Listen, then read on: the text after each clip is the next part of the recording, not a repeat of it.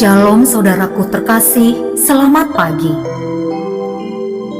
Sate Pagi mengucapkan selamat jalan buat Bapak Pendeta Andar, teolog ulung bagi kaum awam, penulis 33 buku seri Selamat.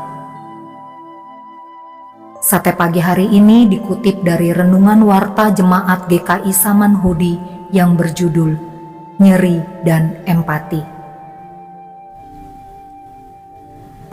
Sudah beberapa kali saya masuk rumah sakit, tetapi belum pernah dalam keadaan nyeri.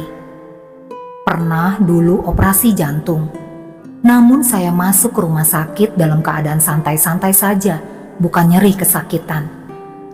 Akan tetapi kali ini saya dibawa ke rumah sakit sambil merintih karena sepanjang malam saya kencing darah disertai rasa nyeri. Selama seminggu saya dirawat di rumah sakit. Saya dibedah, pendarahan berhenti. Di rumah sakit itu selama 24 jam saya ditempatkan di ruangan besar. Ada 8 ranjang, hanya terpisah oleh gorden tipis sehingga suara meringis atau mengaduh terdengar jelas dari ranjang-ranjang lain. Tengah malam saya terbangun. Ada orang meraung-raung kesakitan. Raungannya makin lama makin nyaring. Perih rasanya hati saya mendengar dia mengaduh-aduh kesakitan. Betapa ingin saya datang ke ranjangnya untuk meneduhkan kegelisahannya. Namun itu mustahil, sebab saya sendiri sedang meringis kesakitan. Lagi pula kami semua dilarang turun dari ranjang. Akhirnya raungan orang tadi berhenti. Keesokan paginya saya bertanya kepada perawat bagaimana kondisi teman sekamar yang semalam meraung-raung. Ternyata ia meninggal dunia. Saya terkejut, terhenyak, terpaku. Saat nyeri menjadi-jadi, saat itu ternyata maut hanya terpisah oleh gorden tipis. Nyeri tidak bisa dianggap enteng. Nyeri adalah rasa sakit di luar atau di permukaan akibat gangguan di dalam. Ada nyeri akut, ada nyeri kronis, ada pula paduan akut dan kronis. Nyeri bisa muncul tiba-tiba dan bisa menimbulkan derita berlanjut. Ada nyeri fisik, ada pula nyeri batin. Di mana ada kehidupan, di situ ada nyeri dan penderitaan. Nyeri adalah bagian dari hidup. Tentu saya bersyukur setiba kembalinya di rumah. Akan tetapi itu bukan berarti derita sudah tiada. Ternyata saya belum kuat berdiri, apalagi berjalan. Untuk segala kebutuhan saya perlu simpati, empati, dan pertolongan nyata. Mustahil istri bisa menolong, sebab ia sendiri pun lemah. Untunglah Sunoko yang sejak beberapa tahun ini memperlakukan saya sebagai ayah, menolong saya dalam segala hal. Ia menyuapi, memandikan, memijit, bahkan menceboki saya. Padahal sebagai manajer di kantor pusat Indomaret, ia sibuk bekerja work from home. Kita bisa melihat dari buku Gereja Tumapel, Gereja di Atas Bukit, di Tukang Ngantar Selamat. Kita bisa belajar banyak dari agama Hindu dan Buddha untuk memahami nyeri dan derita sebagai bagian dari hidup.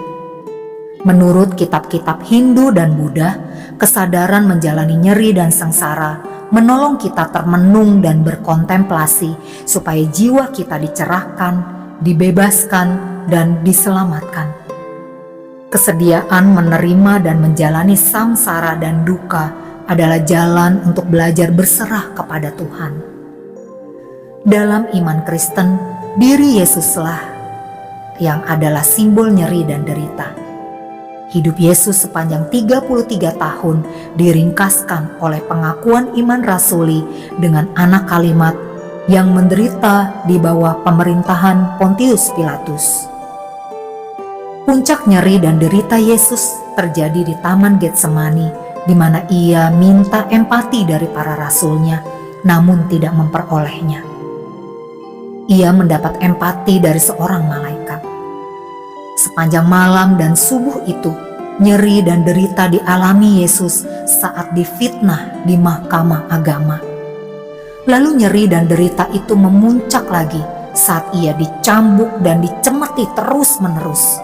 Lalu kepalanya ditusuk anyaman duri, lalu ia diarak dan dipertontonkan sambil menanggung kayu salib. Pada saat itu, orang-orang menangisi Yesus. Orang-orang itu memberi empati kepada Yesus. Apa yang terjadi?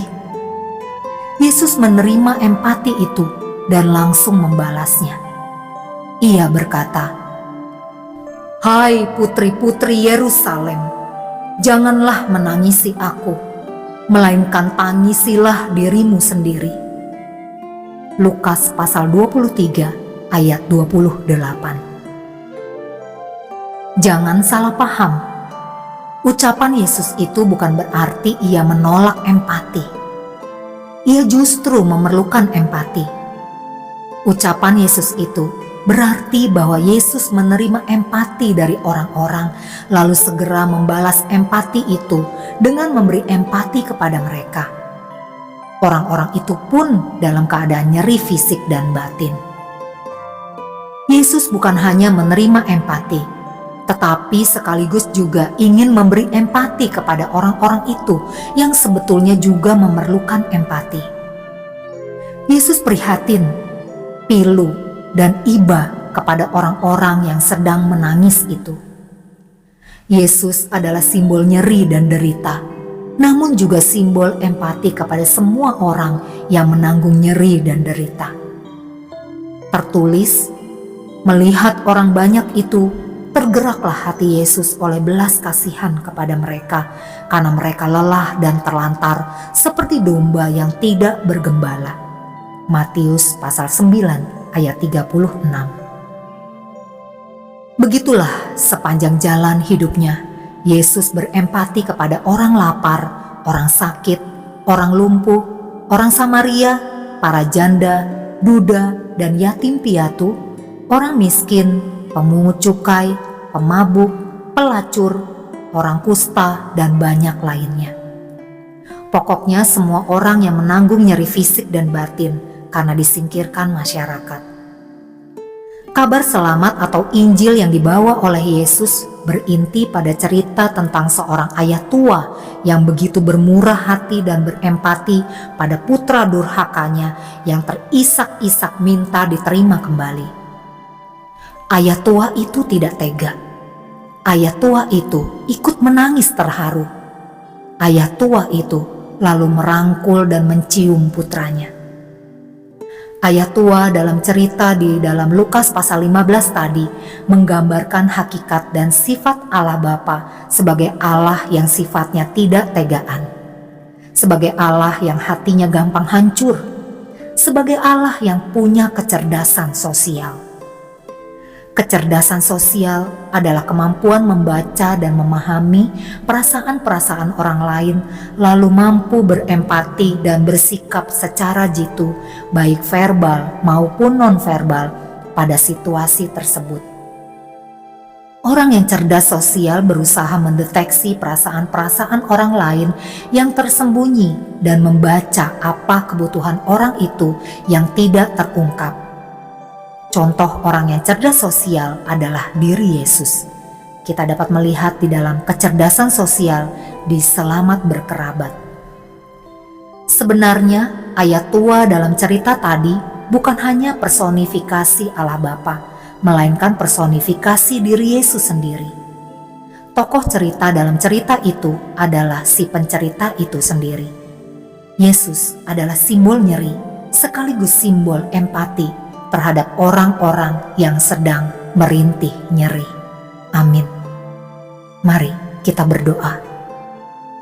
Bapa Sorgawi, kami bersyukur diberi kesempatan dapat menikmati berkat firman Tuhan melalui karya 33 buku seri Selamat yang ditulis oleh anak-Mu yang setia, Pendeta Andar, sehingga kami lebih mengerti dan terberkati. Kalau kini Pendeta Andar telah Kau panggil pulang ke rumah Bapa di sorga, kami percaya benih yang sudah beliau tabur tidak akan kembali dengan sia-sia. Terima kasih Tuhan. Di dalam nama Tuhan Yesus kami berdoa. Amin. Apa yang kau alami kini mungkin tak dapat engkau mengerti. Satu hal tanamkan di hati, indah semua yang Tuhan beri. Tuhanmu tak akan memberi ular beracun pada yang minta roti. Cobaan yang engkau alami tak melebihi kekuatan